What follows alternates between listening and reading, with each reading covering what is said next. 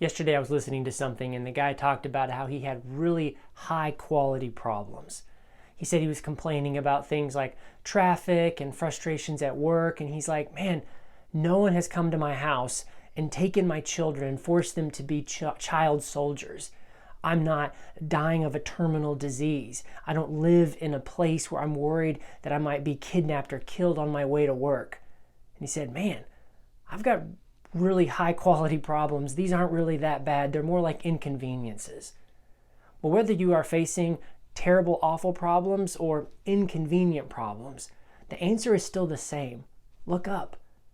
In Psalm 17, David was facing some pretty high quality problems. If you read through the chapter, he's talking about how wicked people are chasing him and trying to trap him and trying to physically harm him and hurt him. Yet despite the danger that he's in, David says in verse 6, I call on you, God, for you will answer me. Do you see the faith there?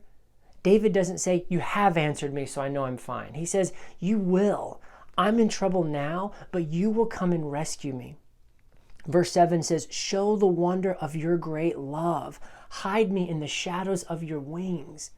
You see, David is a great man of God because he's able to pray these prayers of faith and believe in deliverance even when it's not happening.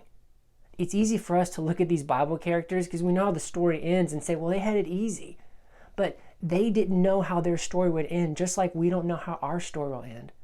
But we do know that we can trust in God.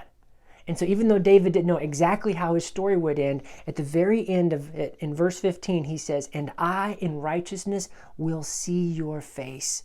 When I awake, I will be satisfied, seeing your likeness. Regardless of the details of our stories, that's how the story of every righteous person ends, with them seeing God's face.